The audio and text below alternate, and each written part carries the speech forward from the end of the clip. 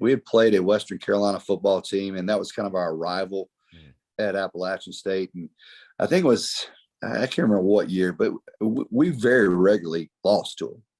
And they clipped us one year. And I remember coming back the very next year, and before that ball game with Western Carolina, something just snapped in me. I got them all in there in a huddle, and I just went off. I was pushing, shoving, hitting. I was probably kicking, and I'd never seen, unless you can be in a huddle with some bigger guys. In App State, we didn't really have the big, taller guys like we typically had at South Carolina, but they went crazy.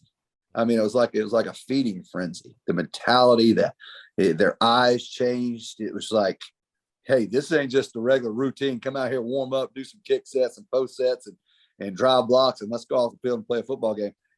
I turned it into a street fight. And when I saw how it happened, it was almost like they just fed off it. Every week was like, what can we do?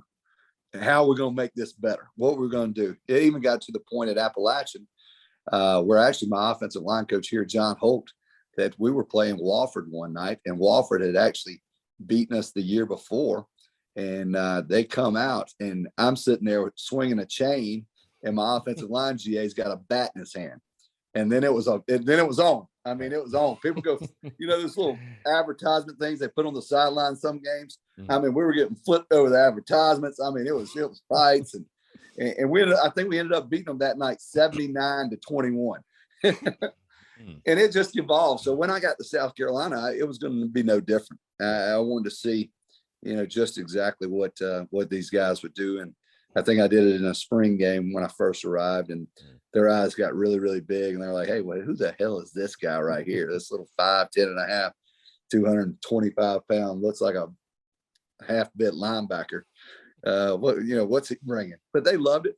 They generated intensity and the same type of effort, and it was just fun.